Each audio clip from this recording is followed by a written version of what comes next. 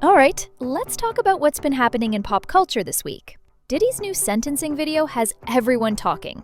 Neo just explained how his 4 girlfriends lifestyle works, and Bobbi Althoff is accusing ICE of kidnapping one of her closest family friends.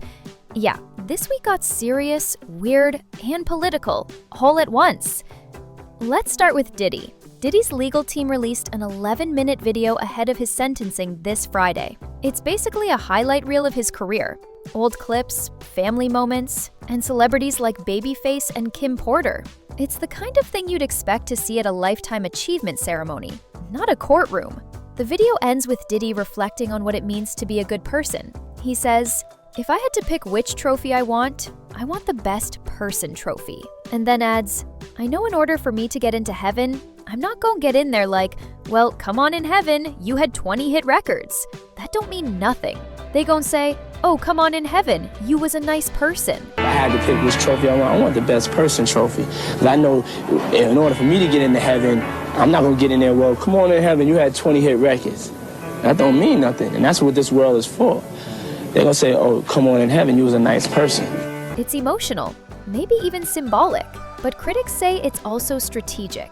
The video is reportedly going to be played during his sentencing hearing, where his lawyers are pushing for time served, while prosecutors are arguing for over 11 years in prison.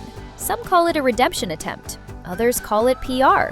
Either way, Diddy's trying to remind the world, or at least the judge, that he's more than the scandals surrounding his name. Meanwhile, Neo's out here redefining what family means.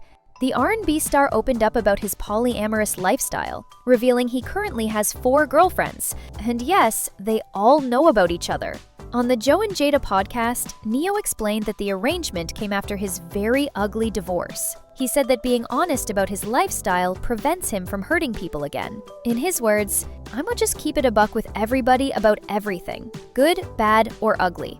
So after my divorce, my very public, very ugly divorce, I realized that just through being dishonest, I hurt a lot of people. I hurt a lot of people. And I decided at that moment, I don't never want to be the reason nobody feel like that ever again. So from that moment, I was like, I'm going to just keep it a buck with everybody about everything, be it good, bad, ugly, whatever. I'm going to keep it a buck. All right? Don't ask me if the dress make you look fat if you don't really want to hear the answer, because I'm going to tell you straight up, right? So one of the ones that I'm with been around a little longer than the other ones. So I basically just sat her down like, listen, you know I rock with you. We've been rocking for forever. Through this, through that, we've been rocking. I love you. I do. But it ain't just you. I'm also rocking with this one and this one. He described the relationship as a community, even calling it a village. Each woman has a role. Everyone contributes. And apparently, it all works because they share the same mindset.